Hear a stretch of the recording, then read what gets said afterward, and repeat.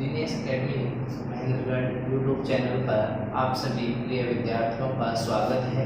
आज हम हमारे नेक्स्ट वीडियो में वृद्धि एवं विकास के सिद्धांत पढ़ रहे हैं, जो कि हमारे वीडियो का पार्ट 2 है। आशा है आप सभी को अच्छा लगेगा। ध्यान से समझते हैं, क्योंकि ये बहुत ही महत्वपूर्ण चैप्टर है हमारा। किसी भी एग्जाम में इस चैप्टर को मिस नहीं किया जाता है। इसमें से एक क्वेश्चन हर बार फ्रेम किया जाता है। So let us start and discuss about the principles of growth and development, वृद्धि एवं विकास के सिद्धांत। जैसा कि आप सभी देख रहे हैं, ये हमारे 13 सिद्धांत हैं और इन्हीं 13 सिद्धांतों में से हर बार हर एग्जाम में एक क्वेश्चन पूछा जाता है। तो सबसे पहले आपको ये सिद्धांत ध्यान होने चाहिए, आपको समझ आने चाहिए कि सिद्धांत क्या है, किस प्रकार से। आइए हम वन बाय वन करके इनको स्टडी करते हैं। सबसे पहला जो सिद्धांत है हमारा, वो है निरंतरता का सिद्धांत। जैसा कि हमें पता है, विकास हमारे जन्म से प्रारंभ या कहें कि गर्भावस्था से प्रारंभ होकर मृत्युशैया तक चलता रहता है। ये एक नॉन स्टॉप प्रोसेस है, कभी रुकता नहीं है। इसलिए कहा जाता है कि विकास एक निरंतर चलने वाली प्रक्रिया है और इसी आधार पर यह सिद्धांत बनाया गया है, जिसको हमने नाम दिया है निरंतरता का सिद्धांत, क्योंकि विकास हमारा आजीवन चलने वाली प्रक्रिया है। तो ये था हमारा पॉइंट नंबर 1। 2 है हमारा एकीकरण का सिद्धांत, प्रिंसिपल ऑफ इंटीग्रेशन। इसका मतलब है कि हमारे विकास के 4 आयाम होते हैं, 4 पक्ष होते हैं। सबसे पहला हमारा शारीरिक पक्ष, दूसरा मानसिक, तीसरा सामाजिक और चौथा समयघातक, जो कि विकास के प्रमुख पक्ष हैं। और ये चारों पक्ष जब एक परफेक्ट पर्सनालिटी का निर्माण होता है या कहें कि एक अच्छे व्यक्तित्व की आधारशिला रखी जाती है, तो ये चारों के चारों आपस में समान गति से चलते रहते हैं। इनमें एकीकरण का भाव है वो पाया जाता है। जैसे अगर हम कहें कि हम चल रहे हैं, तो चलते समय चलना हमारा शारीरिक पक्ष का कार्य है, लेकिन चलते समय हम रास्ता भी देख रहे हैं कि रास्ता कहीं बेकार तो नहीं है या उसमें कोई प्रॉब्लम तो नहीं है। कोई व्यक्ति हमारी जान पहचान का मिलता है, हम उससे हाय हेलो भी करते हैं। तो वहां पर हमारे सभी पक्ष हैं आपस में कोऑर्डिनेट करते हुए कार्य कर रहे हैं। वो है हमारा क्या, एकीकरण का सिद्धांत। अदरवाइज हम अगर चलते समय, कई बार आपने देखा होगा कि हम चलते रहते हैं लेकिन मानसिक रूप से वहां पर नहीं होते, जिसके परिणाम स्वरूप कई दुर्घटनाएं घटित हो जाती है। चलते चलते हम किसी चीज से टकरा जाते हैं, गिर जाते हैं, तो वो लैक ऑफ इंटीग्रेशन है। वहां पर एकीकरण नहीं हो पाया। हमारे विभिन्न जो विकास के आयाम है, पक्ष है, और उनकी वजह से हमारा जो वहां पर नुकसान हुआ या हमें कोई प्रॉब्लम हुई, तो वो दर्शाता है कि हमारे व्यक्तित्व में एकीकरण नहीं था। या फिर दूसरा, इसी सिद्धांत को हम थोड़ा और आगे चलते हैं। जैसे एक छोटा बच्चा होता है प्रारंभ में, तो वो अपने किसी भी कार्य को करने के लिए पूरा हाथ प्रयोग करता है, लेकिन जैसे जैसे वो बड़ा होता जाता है, उसके अंदर स्पेसिफिकेशन आता जाता है। जैसे जब वो बच्चा स्टार्टिंग में छोटा होता है तो पेन को इस प्रकार से पकड़ता है, लेकिन जब वो बड़ा हो जाता है तो पेन को प्रॉपर ढंग से पकड़ना सीख जाता है। या फिर कहीं उसको स्विच ऑन ऑफ करना है या कुछ भी कार्य करना है, अगर उसको वहां पर एक उंगली की जरूरत है तो वो एक उंगली का ही प्रयोग करता है, या फिर कहीं उसको अंगूठे का प्रयोग करना है तो अंगूठे का ही प्रयोग करता है। तो ये दर्शाता है कि उसके अंदर क्या है, एकीकरण का सिद्धांत है। और इसी एकीकरण के सिद्धांत के अंतर्गत कई बार एक सिद्धांत और दे दिया जाता है, जिसका हम नाम देते हैं सामान्य से विशिष्ट। अर्थात विकास जो है वो पहले हमारा सामान्य होता है, उसके बाद उसके अंदर विशिष्टता आती है। जैसे अगर हम बात करें आईज आंखें, आंखों का काम क्या है, देखना है। प्रारंभ में एक बच्चा सारी चीजें देखता है, उसके लिए सभी चीजें एक समान है, लेकिन धीरे धीरे वही बच्चा जब बड़ा हो जाता है तो उन्हीं आंखों से उन्हीं वस्तुओं में डिफरेंशिएट करने लगता है, अंतर करने लगता है, और वो बता देता है कि मदर है, फादर है, ब्रदर है, सिस्टर है, अंकल है, आंट है, या अदर कोई वस्तु है। तो वो दर्शाता है कि उसके अंदर क्या है, एकीकरण भी है और साथ साथ इसी के अंतर्गत एक सिद्धांत आता है सामान्य से विशिष्ट। पूरे प्रश्न पूछा जा चुका है कि भाई विकास है वो किस दिशा में होता है, तो विकास हमेशा सामान्य से विशिष्ट की दिशा में ही होता है। अगला जो हमारा पॉइंट है समग्र विकास का सिद्धांत, इसका अभिप्राय है कि हमारा जो विकास होता है वो हमारे विकास के सभी पहलुओं में होता है, संपूर्ण रूप से होता है, किसी प्रकार की उसमें कमी या आधा अधूरापन नहीं पाया जाता है, तो इसको हम कहते हैं समग्र विकास का सिद्धांत। कई बार आप देखते हैं कि एक बच्चा है वो बड़ा तो हो जाता है लेकिन उसका मानसिक पक्ष विकसित नहीं होता, जिसकी वजह से वो एक विकृत व्यक्तित्व का रूप लेता है। उसमें क्या हुआ, एक पक्ष है मानसिक पक्ष, वो उसने काम नहीं किया, तो वहां पर क्या नहीं हुआ, समग्र विकास उस बच्चे का नहीं हो पाया। और इसीलिए हमारी शिक्षा है वो भी बल देती है कि बच्चे का हमें हार्मोनियस, सर्वांगीण या समग्र विकास करना चाहिए। तो इसलिए ये है हमारे समग्र विकास का सिद्धांत। मतलब ये है कि एक व्यक्ति का जितना विकास होना चाहिए वो पूर्ण होता है और उसी को हम नाम देते हैं समग्र विकास का सिद्धांत। अगला है समान प्रतिमान या एकरूपता या समरूपता का सिद्धांत। इसको हम बोलते हैं प्रिंसिपल ऑफ यूनिफॉर्मिटी। इस सिद्धांत के अनुसार संसार के सभी बच्चे, चाहे वो किसी भी देश के हों, ठीक है, तो उसमें क्या होता है कि वो उनमें सभी में पहले गर्भावस्था आएगी, फिर शैशवावस्था, फिर बाल्यावस्था, फिर किशोर अवस्था, फिर प्रौढ़ावस्था। ये हमारा क्या है, एक विकास का प्रतिमान है, मॉडल है। और इसी के ऊपर विश्व के जितने भी जीव जंतु हैं, हर एक जीव जंतु अपनी प्रजाति का जो स्टेज होता है या अवस्थाएं होती है उसके अनुरूप विकास करता है।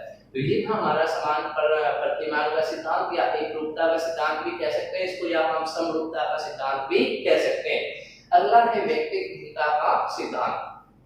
ये बहुत ही महत्वपूर्ण है क्योंकि आजकल, पहले सभी को एक छड़ी से हाका जाता था, एक घर में 4-5 बच्चे होते थे, पेरेंट्स या टीचर सभी के सभी एक ही बात कहते थे कि जब इस बच्चे ने कर लिया तो आपने क्यों नहीं किया, उसके भी दो आंख हैं, 2 हाथ हैं, 2 पैर हैं, तो आपने क्यों नहीं किया। बट उनके दिमाग में ये सिद्धांत नहीं होता था कि ये व्यक्तिगत भिन्नता बहुत ही महत्वपूर्ण है। और आज के युग में हमने इस चीज को बहुत ही महत्वपूर्ण स्थान दिया है, क्योंकि साइकोलॉजी है वो कहते हैं कि कोई भी 2 व्यक्ति समान नहीं हो सकते, उनमें रंग, रूप, शकल, सूरत, बुद्धि, इंटरेस्ट, एटीट्यूड, एप्टीट्यूड के आधार पर डिफरेंस पाया जाता है। तो इस प्रकार से विकास में भी ये सिद्धांत कार्य करता है। अब हम देखते हैं एक ही घर में 2 भाई बहन होते हैं या 2 से ज्यादा है, या 2 जुड़वा भाई हैं, 2 जुड़वा बहनें हैं, लेकिन एक अष्टपुष्ट मोटा ताजा है लेकिन दूसरा उतना ही कमजोर है, एक लंबा हो जाता है, एक छोटा रह जाता है। तो उनमें ऐसा अंतर किस लिए, क्योंकि वहां पर कौन सा सिद्धांत लागू हुआ है, व्यक्तिगत भिन्नता का सिद्धांत। उन्होंने अपने ढंग से, अपनी गति से विकास किया। तो ये है हमारा व्यक्तिगत भिन्नता का सिद्धांत। अगला आता है विकास की दिशा का सिद्धांत। विकास की एक दिशा होती है, ये हमेशा अपने एक दिशा के अनुसार चलता है और इस दिशा में सबसे पहले जो काम किया है वो एक व्यक्ति हमारे मनोवैज्ञानिक है जिनका नाम है कुपुस्वामी। इन्होंने विकास की जो दिशा है उसके बारे में 2 बातें बताई है या 2 मॉडल इन्होंने निर्धारित किए हैं। एक तो है हमारा सिफ्लोडॉक्स मॉडल, फर्स्ट वन सिफ्लोडॉक्स मॉडल, और दूसरा है प्रॉक्सीडोमिस्टर मॉडल, प्रॉक्सीडोमिस्टर मॉडल। ये दोनों सिद्धांत हैं, ये विकास की दिशा के सिद्धांतों में महत्वपूर्ण है और कुपुस्वामी जी इनका वर्गीकरण करने वाले पहले व्यक्ति थे। अब आइए देखते हैं इन दोनों मॉडल्स में क्या होता है। सिफ्लो मॉडल इसमें कहता है कि विकास जो होता है वो हमारा सिर से पैर की तरफ होता है, अर्थात जब हमारा विकास होगा तो सबसे पहले हमारे सिर का होगा, अर्थात क्योंकि हमारा मास्टर ऑफ द बॉडी है वो हमारा हेड होता है, तो इसलिए विकास हमेशा सर से पैर की तरफ होता है। ये ध्यान रखिए, इसमें गलती नहीं करें। इसमें टॉप टू बॉटम पीछे पेपर में दिया था वो गलत है, क्योंकि टॉप टू बॉटम का मतलब है कि ऊपर से नीचे, जो कि गलत है। जबकि ये कहाँ है हमारा हेड टू लेग है, हेड टू फुट है, ध्यान रखिए इस बात का। अगला है प्रॉक्सीडोमिस्टर। इसमें होता है इंटरनल टू एक्सटर्नल, कि पहले हमारे जो आंतरिक अंग है या हमारे जैसे रीढ़ की हड्डी या जो केंद्रीय अंग है उनका विकास होता है, उसके बाद धीरे धीरे वो विकास बाह्य अंगों में पहुंचता है। तो इसको हम कहते हैं केंद्र से बाह्य, कि पहले हमारे जो अंदरूनी अंग है जैसे हमारी रीढ़ की हड्डी है या हमारे स्नायु तंत्र है उनका विकास होता है, उसके बाद हमारे जो बाह्य अंग है उनमें उसका प्रभाव देखने को मिलता है। तो ये थे हमारे विकास की दिशा के सिद्धांत में दो सिद्धांत, सिक्लोडॉक्स मॉडल और प्रॉक्सीडोमिस्टर मॉडल। सिक्लोडॉक्स मॉडल में सिर से पैर की तरफ विकास होता है और प्रॉक्सीडोमिस्टर में अंदर से बाह्य की और विकास होता है। नेक्स्ट वन है नंबर 7, विकास की भविष्यवाणी का सिद्धांत। ये कहता है कि विकास कैसा होगा बच्चे का आने वाले समय में, उसके बारे में हम पहले से ही बता सकते हैं। वो कैसे? वो बच्चे के हम किसी भी प्रकार से परीक्षण करके भी बता सकते हैं या उसके व्यवहार का अध्ययन करके भी हम बता सकते हैं कि ये बच्चा आने वाले समय में किस प्रकार का होगा या उसकी जो उपलब्धियां हैं वो किस प्रकार के होंगी या वो किस प्रकार के कार्य करने में सक्षम होगा। तो इस प्रकार से हम क्या कर सकते हैं, विकास की भविष्यवाणी कर सकते हैं। जैसे आपने देखा होगा कि जब एक बच्चा जन्म लेता है तो हमारे घर में जो हमारी माताएं बहनें होती हैं वो जब भी जो न्यू बॉर्न बेबी है उसको देखती हैं तो उसकी कंपैरिजन करती हैं कि भाई इसका सर किससे मैच करता है, आंखें किससे मैच करती हैं, हाथ किससे मैच करते हैं। तो इनडायरेक्ट वे में वो क्या कर रही है, विकास की भविष्यवाणी के भाई आने वाले समय में वो बच्चा उस प्रकार का बनेगा। अलॉन्ग विद दिस, जैसे स्कूल में बच्चा जाता है पढ़ता है उसकी परसेंटेज, सिंपल सी बात है, आप सभी देखते रहते हैं परसेंटेज के आधार पे हम बच्चे को बता सकते हैं कि भाई ये आगे आने वाले समय में किस कार्य को करने के योग्य होगा। तो इस प्रकार से ये है हमारा विकास की भविष्यवाणी का सिद्धांत। कि विकास को हम क्या कर सकते हैं, एक प्रकार से प्रेडिक्ट कर सकते हैं, बता सकते हैं आने वाले समय में कि कोई भी बच्चा किस प्रकार की वृद्धि व विकास करेगा। अगला सिद्धांत है परिपक्वता और अधिगम का सिद्धांत, principle of maturity and learning. कहते हैं परिपक्वता एक जरूरी आयाम है क्योंकि ये प्राकृतिक रूप से होती है जबकि अधिगम कृत्रिम रूप से होता है, आर्टिफिशियल वे में होता है। परिपक्वता जिस व्यक्ति में जितनी ज्यादा आएगी उसका वृद्धि और विकास उतना ही ज्यादा होगा। सेकंड थिंग इज अधिगम, जो बच्चा जितना ज्यादा पढ़ेगा लिखेगा सीखेगा उसका वृद्धि और विकास उतना ही ज्यादा होगा। तो इसलिए अगर हम चाहते हैं वृद्धि और विकास अच्छे हों तो वो काफी हद तक हमारे परिपक्वता और अधिगम पर निर्भर करता है। अगर बच्चे में मैच्योरिटी समय के अनुरूप, एज के अनुरूप सही आती है तो उसका विकास भी सही दिशा में सही समय अनुसार होता है और अधिगम भी सही चल रहा है तो उसका विकास भी सही होता है। अगर ये दोनों चीजें कहीं भी इनमें कोई कमी या परेशानी रह जाती है तो उसका प्रभाव बच्चे की वृद्धि या विकास पर देखने को मिलता है। नेक्स्ट, वंश और वातावरण का सिद्धांत। कहा जाता है कि वृद्धि और विकास वंश इंटू वातावरण का परिणाम है या रिजल्ट है। कहते हैं भाई अगर ये दोनों चीजें अच्छी हैं, हेरिडिटी एंड एनवायरनमेंट, अगर एक बच्चा अच्छे माता पिता का है उनकी आईक्यू अच्छी है तो डेफिनेटली बच्चे की भी आईक्यू अच्छी होगी, उनकी फिजिकल ग्रोथ अच्छी है तो बच्चे की फिजिकल ग्रोथ अच्छी होगी, उनका स्वास्थ्य अच्छा है तो बच्चे का स्वास्थ्य भी अच्छा होगा, तो बच्चे की वृद्धि और विकास भी अच्छा होगा। दूसरी चीज है वातावरण। वातावरण है, आज के मनोवैज्ञानिक वातावरण को ज्यादा महत्व देते हैं, पहले वाले वंश को देते थे क्योंकि वंश को बदला नहीं जा सकता, सुधारा नहीं जा सकता, लेकिन वातावरण को बदला जा सकता है, सुधारा जा सकता है। इसलिए सभी शिक्षाविद की बात कहते हैं कि भाई ऐसा वातावरण होना चाहिए जिसमें बच्चा अधिक से अधिक वृद्धि और विकास कर सके, और वातावरण अगर अच्छा होगा तो बच्चा समय के अनुरूप चलेगा और हर प्रकार की उसको फैसिलिटी मिलेगी तो वो अपने आप ही समय के साथ साथ अपना वृद्धि एवं विकास करता जाएगा। और इसीलिए आपने देखा होगा कि मनोवैज्ञानिक हैं वो सभी इसी बात के ऊपर फोकस करते हैं कि हमारे घर का, हमारे स्कूल का, हमारे अड़ोस पड़ोस का वातावरण अच्छा होना चाहिए ताकि बच्चे की वृद्धि एवं विकास भी अच्छी हो। अगला जो पॉइंट है वृद्धि व विकास की गति दर में भिन्नता का सिद्धांत। ये चीज हमने पीछे जब वृद्धि और विकास में अंतर पढ़े हैं तब भी पढ़ी है कि वृद्धि और विकास की जो गति होती है वो असमान होती है। वृद्धि है वो कभी अप डाउन या कहे कि भाई कभी स्लो कभी फास्ट हो जाती है। जैसे अगर हम बात करें तो वृद्धि है वो शैशव अवस्था और किशोर अवस्था में बड़ी तेज गति से होती है, जबकि विकास एक समान गति से होता है। तो ये बताते हैं कि भाई वृद्धि जब होती है तो कभी ज्यादा तेजी से होती है, कभी उसमें मंदापन आता है, लेकिन विकास की जो गति है वो हमेशा एक समान होती है। तो ये सिद्धांत ये बताता है कि वृद्धि और विकास की गति दर में भिन्नता होती है, जिसकी वजह से बच्चा कई बार हम देखते हैं फिजिकली एकदम हाइट है वो बढ़ जाती है, लेकिन उसका मेंटली जो लेवल है वो उसके अकॉर्डिंग नहीं दिखता है। उसका कारण यही है कि वहां पर बच्चे की वृद्धि तो हुई है लेकिन विकास वो नहीं हो पाया, जिससे ये सिद्धांत बनाया गया है कि वृद्धि एवं विकास की गति दर में भिन्नता पाई जाती है।